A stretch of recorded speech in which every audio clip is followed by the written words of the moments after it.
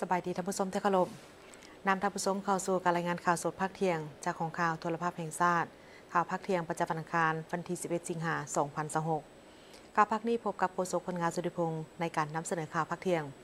เริ่มด้วยข่าวประดาการนำผักหลัดครอบครัวพรหมวิหารและญาติพี่น้องได้ร่วมกันใส่บาตรหยาดน้ำต่อหน้าศพของสหายไสสมพรพรหมวิหารกรรมการกรมการเมืองศูนย์กลางพรรคประธานสภาแห่งชาติแห่งสาธารณรัฐประชาธิปไตยปตจ.ลาวตอนเช้าเวลา 7:30 นาทีของวันที่ 11 สิงหาคม 2026ที่หอประชุมแห่งชาตินครหลวงเวียงจันทร์การนำผักหลัดญาติพี่น้องและครอบครัวพรหมวิหารได้ร่วมกันใส่บาตรหยาดน้ำต่อหน้าศพของสหายไสสมพรพรหมวิหารกรรมการกรมการเมืองศูนย์กลางพรรคประธานสภาแห่งชาติแห่งสาธารณรัฐประชาธิปไตยปตจ.ลาวเพื่ออุทิศส่วนบุญกุศลถึงดวงวิญญาณของเพิ่นสหายไสสมพรพรหมวิหารเป็นหนึ่งในบรรดาสหายการนำลักแหล่งของพรรคปตช.ปฏิบัติลาวที่มีความรู้ความสามารถและแกนนำของศูนย์กลางพรรคในการนำพาซี่นำการปฏิบัติในเมื่อก่อนและภารกิจปกปักรักษาและพัฒนาประเทศชาติก็คือเป็นผู้นำหน้าในการจัดตั้งปฏิบัติแนวทางเปลี่ยนแปลงใหม่รอบด้านอย่างมีหลักการของพรรคเป็นนักปฏิบัติผู้มีน้ำใจรักชาติอันสูงส่งและเป็นผู้นำที่ดีเด่นของพรรคของชาติตลอดชีวิตของสหายได้อุทิศสติปัญญาและเหื่อแหงเพื่อภารกิจปฏิบัติเพื่อการพัฒนาประเทศชาติและความอยู่ดีกินดีให้แก่ประชาชนลาวบรรดาเผ่าสหายไสสมพรพรหมวิหารได้ถึงแก่มรณกรรมในเวลา 11:18 นาทีของวันที่ 8 สิงหาคม 2026ด้วยพยาธิเส้นเลือดอักเสบที่ร้ายแรงรวมอายุได้ 70 ปีคณะบริหารงานศูนย์กลางพรรคสภาแห่งชาติรัฐบาล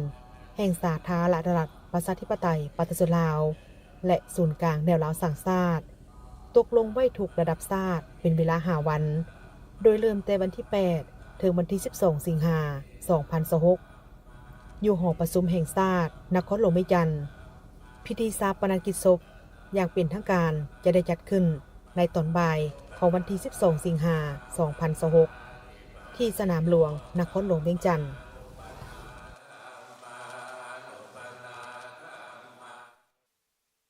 คณะผู้แทนขั้นสูงจากกัมพูชีนำโดยสมเด็จมหารัฐสภาธิการบดีหวนสุดาลีประธานสภาแห่งชาติราชอาณาจักรกัมพูชี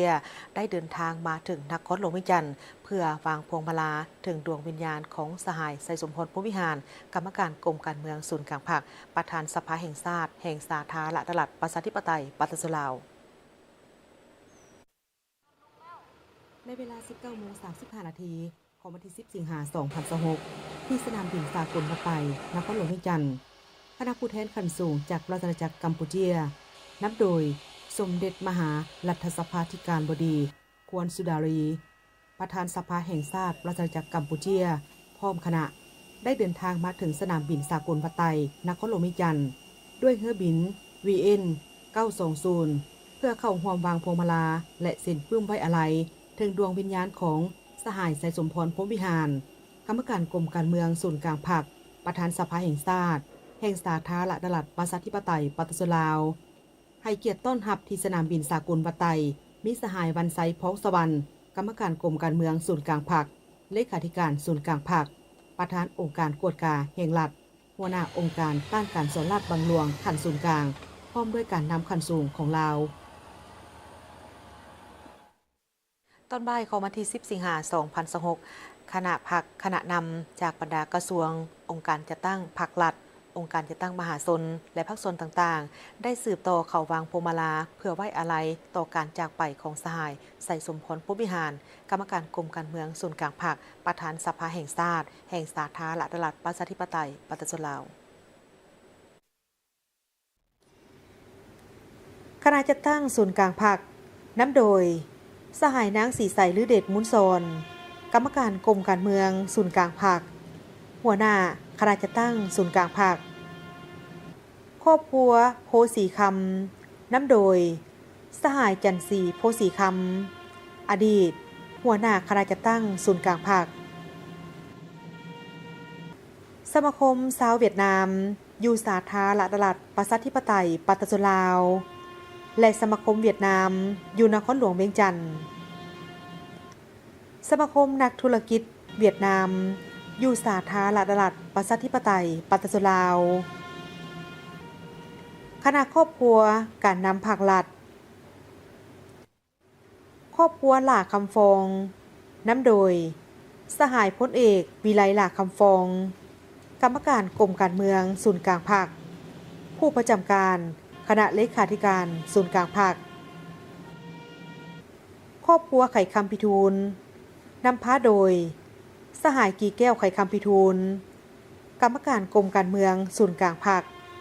ประธานศูนย์กลางในลาวสั่งชาติครอบครัวจิตมณีนับโดยสหายบุญทองจิตมณีอดีตกรรมการกรมการเมืองศูนย์กลางภาคอดีตรองประธานประเทศคณะรัฐวิสาหกิจการบินลาวครอบครัวสหายธรรมวงศ์นำโดยสหายท้องสิงห์ธรรมวงศ์อดีตกรรมการกรมการเมืองศูนย์กลางภาคอดีตนายกรัฐมนตรีคณะกรุงพงศวรรณธนาคารพงศวรรณคณะกระทรวงสาธารณสุขนำโดยสหายใบคำคัทธิยะกรรมการศูนย์กลางภาครัฐมนตรีกระทรวงสาธารณสุขคณะกระทรวงอุตสาหกรรมและการค้านำโดยสหายมาลัยทองกรมสิทธิ์กรรมการศูนย์กลางภาครัฐมนตรีกระทรวงอุตสาหกรรมและการค้าพร้อมโดยคณะองค์การอัยการปตชสูงสุดนำโดยสหายพลจัตวานางลีวงลาวลีกรรมการศูนย์กลางภาคหัวหน้าองค์การอัยการปตชสูงสุดพร้อมคณะกระทรวงเกษตรกรรมและสิ่งแวดล้อมนำโดยสหายลินคำดวงสวรรค์กรรมการศูนย์กลางภาครัฐมนตรีกระทรวงเกษตรกรรมและสิ่งแวดล้อมคณะบริหารงานบริษัทลือไซก่อสร้างสมาคมคำเครื่องประดับอัญมณีบริษัทดวงผาสุกก่อสร้างเคหสถานและชลประทานจำกัดธนาคารพัฒนาชนบทวิทยาคารป้องกันชาติไก่สนพรหมวิหารครอบครัวยอดแก้วมณีสุภาณวงศ์คณะกระทรวงยุติธรรมนำโดยสหายคำพันธ์พรหมทัศน์กรรมการกรมการเมืองศูนย์กลางภาครองนายกรัฐมนตรีรัฐมนตรีกระทรวงยุติธรรมพร้อมคณะครอบครัวลาวลีนำโดยสหายอาซางลาวลีอดีตกรรมการกรมการเมืองศูนย์กลางภาคอดีตรองนายกรัฐมนตรีบริษัทไปรษณีย์ลาวคณะกระทรวงแรงงานและสวัสดิการสังคมนำโดยสหายโพไซสัญญาซอนกรรมการศูนย์กลางภาครัฐมนตรีกระทรวงแรงงานและสวัสดิการสังคมพร้อมคณะต่อด้วยคณะศาลปตชสูงสุดนำโดยสหายไพวีศรีบริภากรรมการศูนย์กลางภาคประธานศาลปตชสูงสุดพร้อมคณะครอบครัวสิทธิไซกลุ่มบริษัทPTL Holding จำกัดคณะผู้แทนกรมใหญ่ส่งกระทรวงป้องกันประเทศแห่งสาธารณรัฐสังคมนิยมเวียดนามคณะกรรมการส่งเสริมและคุ้มครองการลงทุนนำโดยสหายเฉลิมไซกรมสิทธิ์กรรมการกรมการเมืองศูนย์กลางภาครองนายกรัฐมนตรีครอบครัววิยาเกตคณะพัวพันต่างประเทศศูนย์กลางภาคนำโดยสหายวาลาไซเล่งสวัสดิ์กรรมการสำรองศูนย์กลางภาคห้องหัวหน้าคณะพัวพันต่างประเทศศูนย์กลางภาคพร้อมคณะครอบครัวบุพภากระทรวงยุทธาธิการและขนส่งนำโดยสหายเล็กไหลศรีวิไลกรรมการศูนย์กลางภาครัฐมนตรี กระทรวงโยธาธิการและขนส่งคณะธนาคารการค้าต่างประเทศลาวมหาชนครอบครัวเล็งสวัสดิ์น้ำโดยสหายสมสวัสดิ์เล็งสวัสดิ์อดีตกรรมการกรมการเมืองศูนย์กลางภาคอดีตรองนายกรัฐมนตรีคณะสถาบันวิทยาศาสตร์เศรษฐกิจและสังคมแห่งชาติคณะบริหารงานสมาคมมิตรภาพลาวเวียดนามขันศูนย์กลางกลุ่มบริษัทไมนิ่งจำกัดกลุ่มบริษัทพรศักดิ์จำกัดคณะศิลปินอาวุโสคณะผักคณะนำศูนย์กลางสหพันธ์กรรมบาลลาวและครอบครัวยาทอตู้น้ำโดยสหายนางปานียาทอตู้อดีตกรรมการกรมการเมืองศูนย์กลางภาคอดีตรองประธานประเทศแห่งสาธารณรัฐประชาธิปไตยปัตตานีลาวสหายไซสมพรพรหมวิหารได้ถึงแก่มรณกรรมในเวลา 11:18 นาทีของวันที่ 8 สิงหาคม 2026ด้วยพยาธิเส้นเลือดอักเสบที่ห้ายแหงรวมอายุได้ 70 ปี คณะบริหารงานศูนย์กลางภาคสภาแห่งชาติรัฐบาลลาวและศูนย์กลางในลาวสังชาติตกลงไว้อะไรระดับชาติเป็นเวลา5 วันเริ่มแต่วันที่ 8 ถึงวันที่ 12 สิงหาคม 2026ที่หอประชุมแห่งชาตินครหลวงเวียงจันทน์พิธีทรงสการอย่างเป็นทางการจะได้จัดขึ้นในวันที่ 12 สิงหาคม 2026อยู่สนามหลวงนครหลวงเวียงจันทน์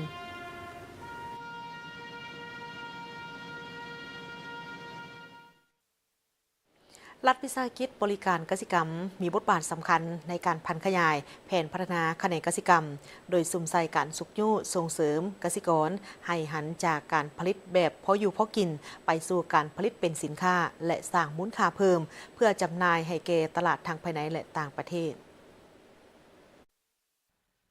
รัฐวิสาหกิจบริการกสิกรรมแม่นรัฐวิสาหกิจหนึ่งเดียวที่รัฐบาลลงทุนและถือหุ้นห้อยส่วนห้อยภายใต้การคุ้มครองของกระทรวงกสิกรรมและสิ่งแวดล้อมและคณะปฏิรูปรัฐวิสาหกิจขั้นศูนย์กลางขึ้นกับห้องว่าการศูนย์กลางภาคท่านบัวจันทร์ศรีหาวงศ์อำนวยการรัฐวิสาหกิจบริการกสิกรรมได้กล่าวต่อทีมข่าวโทรภาพแห่งชาติลาวว่า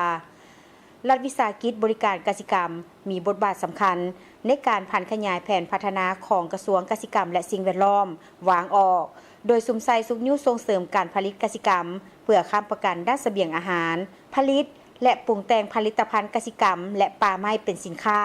พัฒนาชนบทตามทิศทางเป็นอุตสาหกรรมและทันสมัยติดพันกับการปรุงแต่งสร้างมูลค่าเพิ่มเพื่อจำหน่ายภายในและต่างประเทศนอกปัจจุบันพวกเขาก็มีการร่วมมือนับแต่พี่ขอดองค์ประกอบต่างๆจนหอดตลาดที่ว่ามีครบหาองค์ประกอบและสำหรับเวียงอันนึงที่สำคัญนอนอยู่ในหาองค์ประกอบนี่ก็ถือว่าพวกเขาได้เฮ็ดเป็นละเอียดออกมาอีกเป็นต้องโซ่ของมันในการผลิตพืชเรียกว่าพักมากมายผลิตข้าวอะไรต่างๆมี7ต้องโซ่และก็8ต้องโซ่รวมทั้งโลจิสติกอันนี้มันพวกเขาเลยเอาจะใส่เบิ่งรายละเอียดเพราะว่าทั้งหมดมันเป็นต้นทุนทั้งหมดนอกจากนั้นแหละเพื่อหาประกันต้นทุนราคาที่บ่ให้มันสูงกว่าการประกันของตลาดสำหรับเฮาเลยเบิ่งแต่พี่การพัฒนาเรื่องต้องโสทเวทกับเรื่องดินการพัฒนาดินนับแต่การเกี่ยมดินเกี่ยมปูเกี่ยมฝุ่นเกี่ยมปุ๋ยแล้วก็ที่2เรื่องน้ำ3ในแนวพันธุ์4มาแล้วคือจังซี่แหละปุ๋ยกับยาบำรุงป้องกันพยาธิพืชอันที่6เลยก็เป็นเรื่องกลจักนี้กลจักเปลี่ยนแทนในงานแล้วก็อันที่7เลยมันเรื่องการเก็บเกี่ยวเก็บรักษาและก็แปรรูปปรุงแต่งในงานอยู่ในข้อที่7แต่ตัวที่8จะเป็นเรื่องการเฮ็ดโลจิสติกขนส่งของตลาดรัฐวิสาหกิจบริการกสิกรรมได้พัฒนาพื้นฐานโครงสร้างการผลิตและปรุงแต่งสินค้าพัฒนากำลังการผลิตเส้นกลุ่มสหกรณ์สมาคมพัฒนา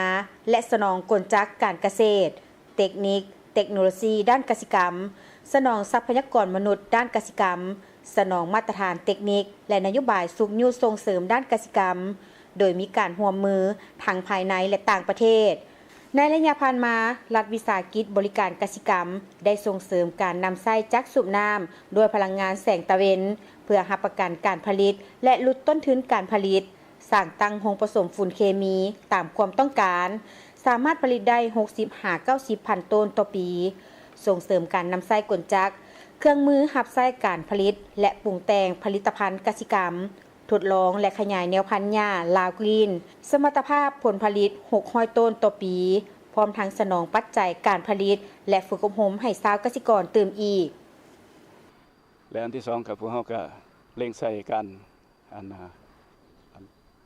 ส่งเสริมการสั่งตั้งกลุ่มการผลิตเขาเอิ้นว่าเวียก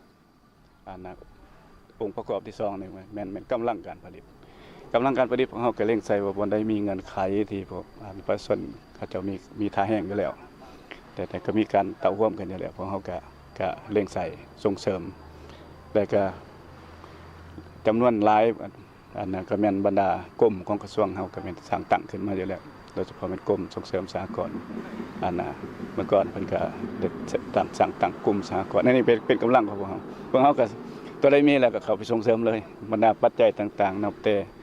ฝุ่นปุ๋ยแนวพันธุ์กลจักรจังซี่พวกเฮาก็ประสานกันติดส่งเสริมและอันที่3ก็คือเขาเอิ้นเทคโนโลยีนี่แหละสำคัญหลายเพราะว่าปัญหาที่พวกเฮากำลังเผชิญอยู่มื้อนี้แม่นเรื่องของการเขาเอิ้นว่าหันเปลี่ยนให้มันทันกับสภาพการเปลี่ยนแปลงของดินฟ้าอากาศการเปลี่ยนแปลงของเขาเอิ้นว่าการระบาดของพยาธิศัตรูพืชนี่ต่างๆและก็การเขาเอิ้นว่าให้มันทันกับความต้องการของตลาดนี่แหละโดยเฉพาะเป็นการ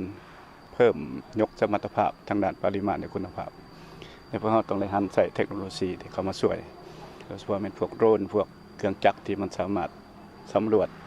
และก็ติดตามสภาพการผลิตได้รัฐวิสาหกิจบริการกสิกรรมได้วางวิสัยทัศน์ฮอดปี 2035 สุขอยู่ส่งเสริมชาวกสิกรผลิตเป็นสินค้าให้มีรายรับเพิ่มขึ้นหลายกว่า5เท่าโดยจะสุ่มใส่สุขอยู่ส่งเสริมประชาชนผลิตกสิกรรมเป็นสินค้าหันเป็นอุตสาหกรรมและทันสมัยติดพันกับการปรุงแต่งสร้างมูลค่าเพิ่มก่อนจำหน่ายภายในและส่งออกให้เพิ่มขึ้นหลายกว่า8ส่วนห้อยในแต่ละปีหรือหลายกว่า80ส่วนห้อยเมื่อฮอดปี 2035 ท่านผู้ชมที่เคารพจะที่ไปจะพักก่อนหลังจากนั้นกลับมารับชมการรายงานข่าวต่างประเทศพร้อมในข่าวกีฬา